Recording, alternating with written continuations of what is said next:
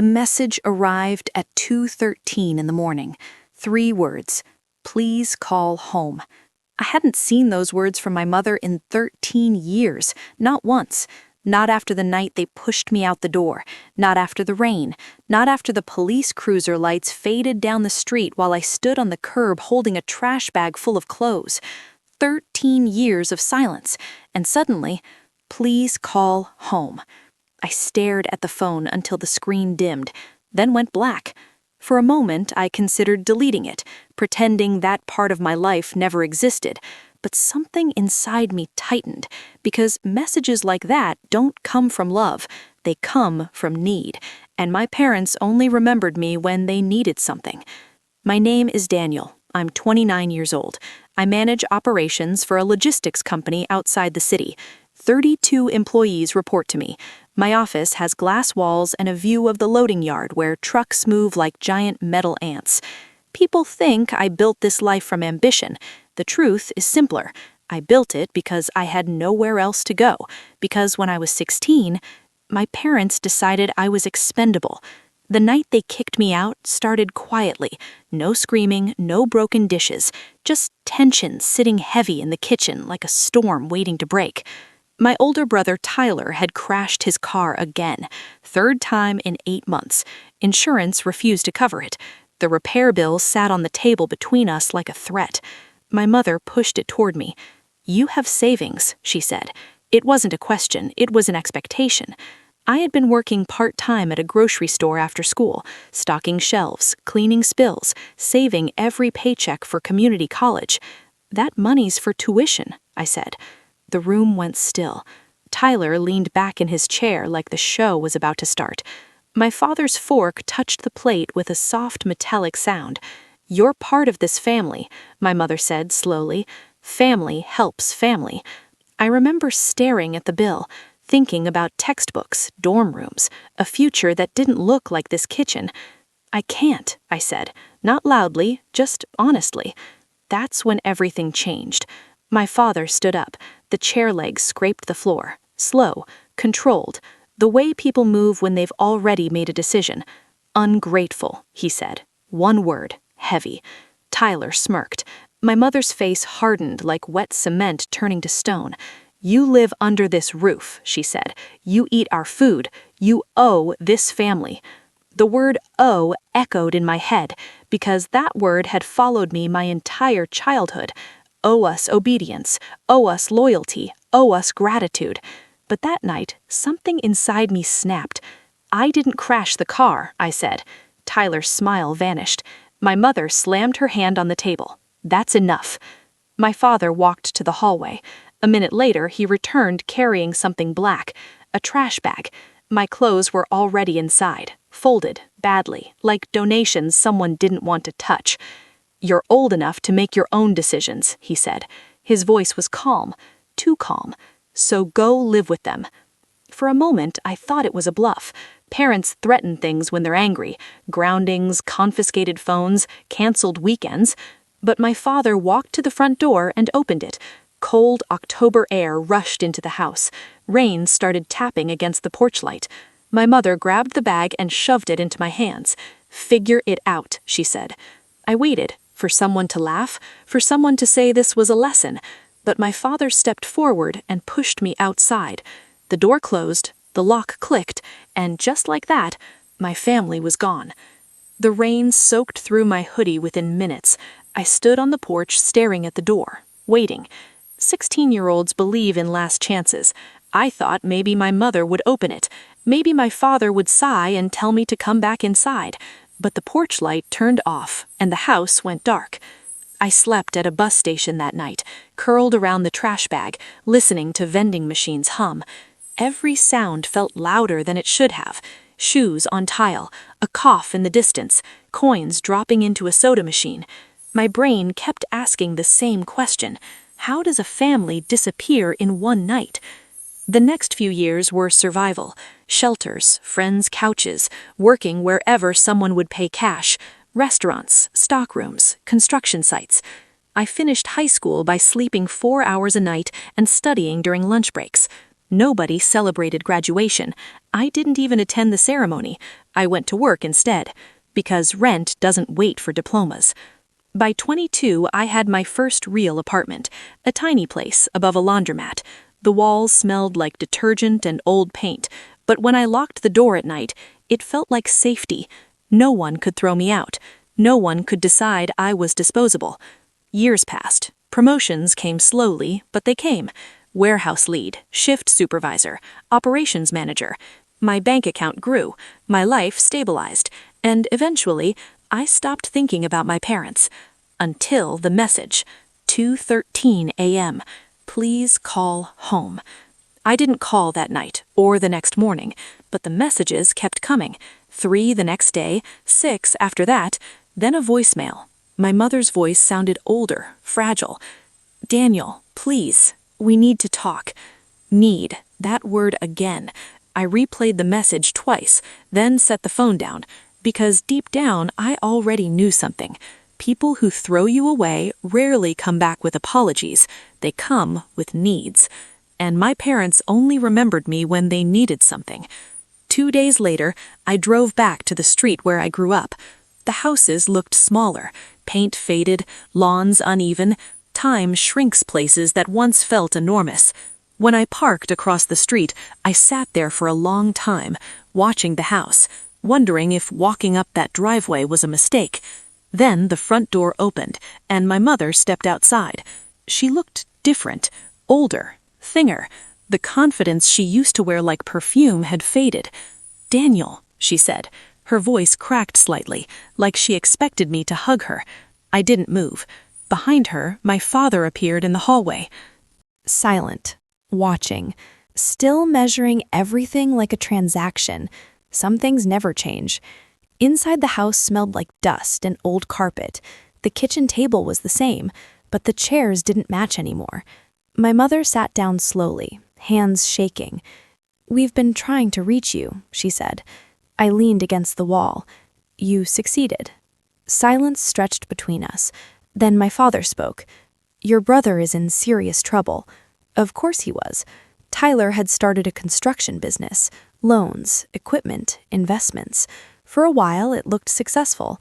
Then everything collapsed. Contracts failed. Payments stopped. The bank wanted its money back, and my parents had co-signed the loans, which meant they were drowning too. My mother clasped her hands together. "We thought maybe you could help." There it was, the real reason, the same reason they remembered me existed. Money. I almost laughed, not because it was funny, because it was predictable. "You kicked me out when I was 16, I said quietly. My father shifted in his chair. "That was different." Different. I looked around the room, at the same doorway where my life changed.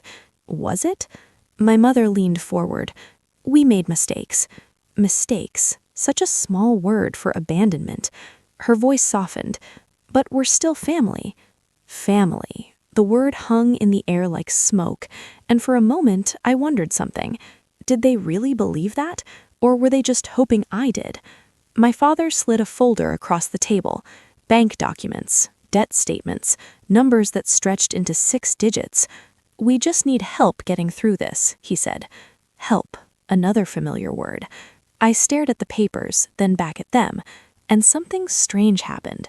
For the first time in my life, I realized the power in the room had shifted, because the boy they threw out was gone, and the man standing in their kitchen was the only person who could save them. But before I said anything, my brother, Tyler, walked in, and the moment I saw his face, I understood something that changed everything. Tyler looked exactly the same.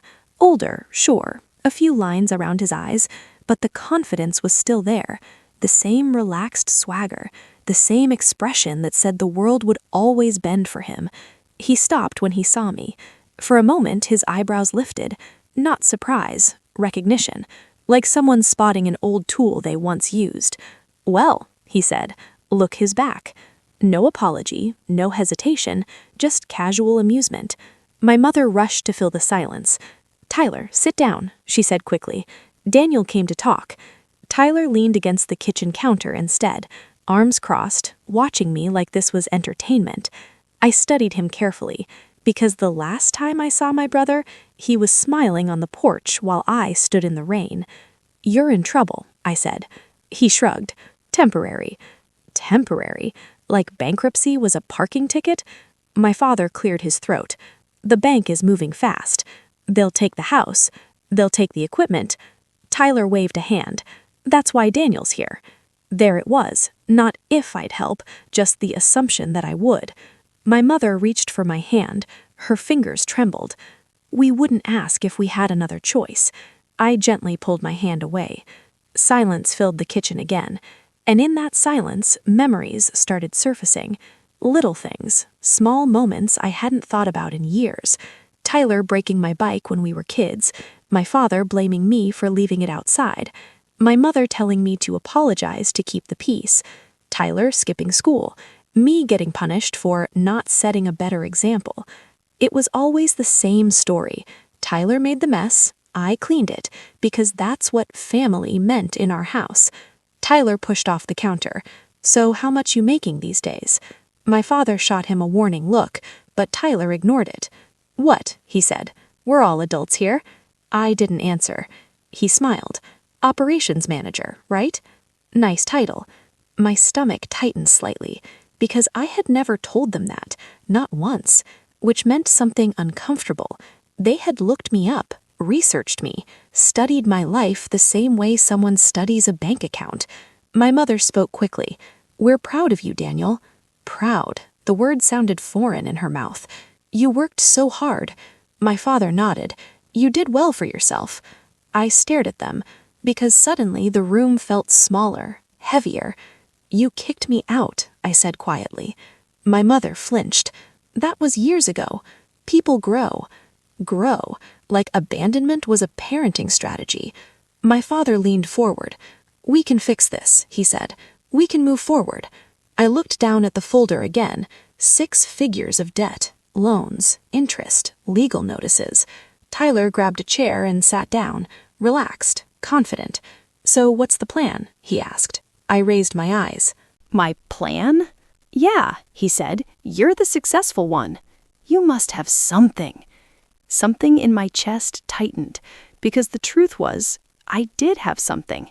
Savings, investments, a house of my own now. I could technically write a check big enough to stop their problems. And for a brief second, the 16-year-old version of me whispered something dangerous.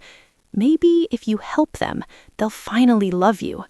That voice was quiet, but it was still there. Old wounds echo like that. My mother noticed my hesitation. She leaned forward again. "Daniel," her voice softened the way it used to when she wanted something. "We made mistakes, but you turned out strong. You survived." She reached for my hand again. "This family needs you." Family. The word hit differently now, because for 13 years, this family hadn't needed me at all. Tyler drummed his fingers on the table. "So what are we talking about? A loan? A partnership?" My father frowned. "Tyler?" "What?" he said. "If Daniel helps, it benefits everyone." Everyone. Interesting word. I leaned back in my chair, and suddenly something became very clear. They weren't desperate. Not really. Desperate people apologize. Desperate people show regret. These people expected rescue, the same way they always had. My mother smiled gently. "Whatever you can do," she said, "we'll make it right." Make it right. Another familiar phrase. But suddenly, I remembered something important. The night they kicked me out, my mother handed me $40, like a tip, like compensation, and my father said 3 words, "You'll figure it out." I stood up slowly. The chair legs scraped against the kitchen floor. All 3 of them looked at me, waiting, hopeful, calculating, and in that moment, I finally understood something that had taken 13 years to learn. This wasn't about money. It was about power. For most of my life, they had it. Now I did. Tyler leaned forward. "So?" I looked at him, at my parents, at the same kitchen where everything changed years ago, and I smiled slightly, because the answer forming in my mind was something none of them expected. "Actually," I said calmly, "I already decided what I'm going to do." My mother exhaled with relief. My father nodded approvingly. Tyler grinned. But then I said something that made the entire room go silent, something that changed the expression on all three of their faces at once. And the moment I said it, I realized this story wasn't going to end the way they thought. "Actually," I said calmly, "I already decided what I'm going to do." My mother exhaled like someone who had been holding her breath for days. My father leaned back in his chair. Tyler smiled, that confident, careless smile I remembered too well, because in their minds, this conversation was already over. They had called, I had come, which meant the rescue had arrived. But then I finished the sentence. "I'm not helping you." The room went completely silent. Not awkward silence, not tense silence. The kind of silence where reality lands so hard nobody knows how to react.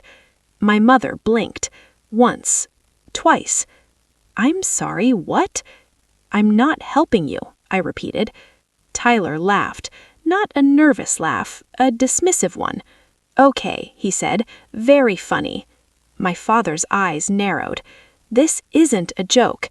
"I know. That's why I'm serious." My mother leaned forward again, her voice suddenly softer, more urgent. "Daniel, listen to me. We're in real trouble. The bank could take the house." I nodded slowly. "I know." She stared at me, waiting. "But you just said you're not helping," she whispered. "That's right." Her hands tightened together. "But we're your parents." Parents. That word again, like it was a magic key, like saying it should unlock guilt inside me. But something had changed in me years ago, something they never noticed. "You stopped being my parents the night you locked that door," I said. My father slammed his hand on the table. "That was discipline." "No," I said calmly, "that was abandonment." Tyler rolled his eyes. "Oh, come on. You're still crying about that?"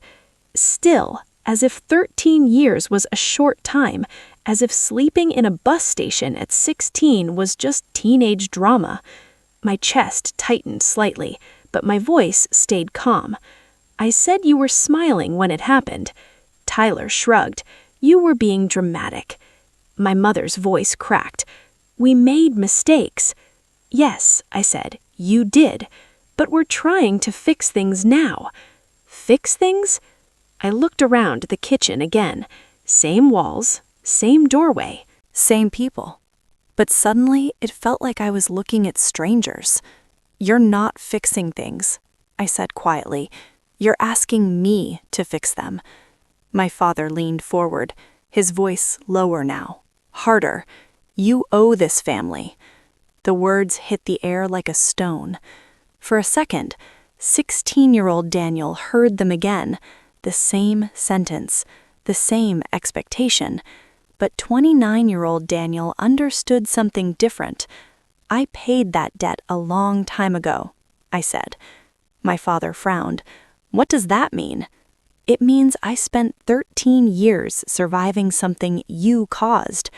My mother shook her head. "You're twisting the past." "No," I said. "I'm remembering it." Tyler leaned forward in his chair. The smile was gone now. "You're really going to watch us lose everything?" His voice had changed. Not confident anymore. Angry. Desperate. I met his eyes. "You watched me lose everything when I was 16. His jaw tightened.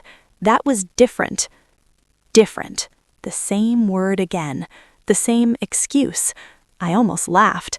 My mother's voice softened again, the strategy changing in real time. "Daniel, please. We're not asking for everything, just enough to keep the house." Her eyes filled with tears, real ones, and for a second, I felt that old pull again, that dangerous instinct. help them, be the good son. Maybe they'll finally see you. But then something else surfaced. A memory.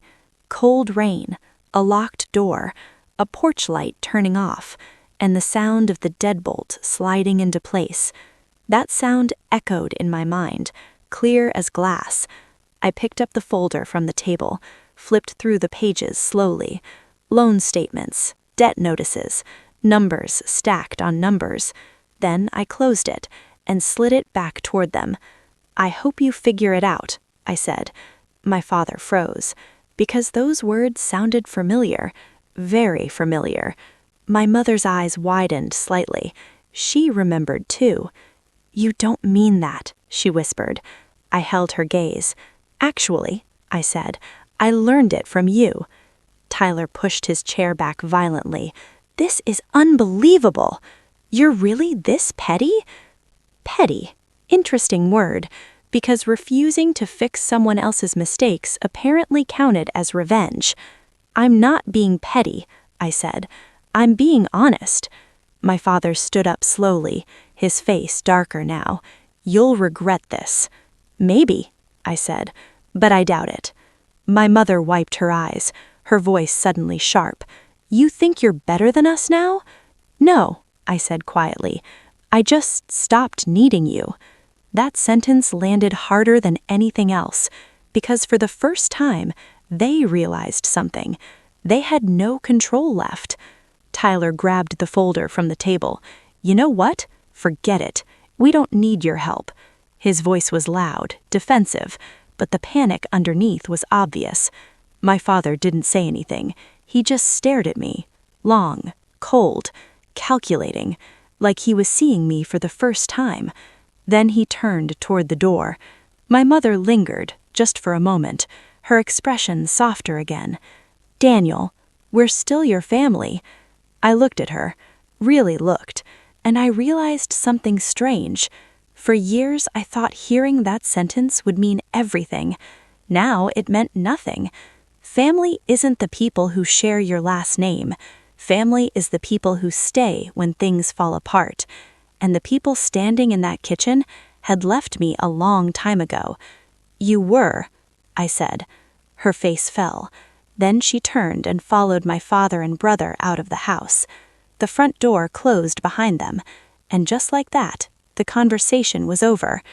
I stayed in the kitchen for another minute, listening. Their car started outside.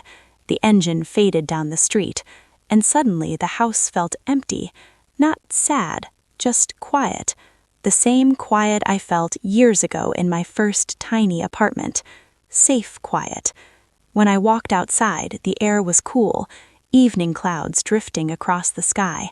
For a moment, I stood at the end of the driveway, looking at the house, the place where my life had split into two paths. Then I got into my car and drove away. Not angry, not triumphant, just finished. A few weeks later, I heard what happened. The bank took the house. Tyler's business collapsed completely. My parents moved into a small rental across town. It wasn't dramatic. No explosions, no revenge speeches, just consequences, the kind life eventually delivers. Some people ask if I feel guilty, if I wish I had helped, and the honest answer is complicated, because part of me still remembers being 16, standing in the rain, hoping someone would open that door. But the bigger part of me remembers something more important. That boy survived. He built a life, and the people who abandoned him don't get to claim the rewards. 13 years ago, my father told me something. "You'll figure it out." He meant it as dismissal, but he accidentally gave me the best advice of my life. Because he was right. I did figure it out, just not the way he expected. And sometimes, the best revenge in the world is simply refusing to rescue the people who let you drown.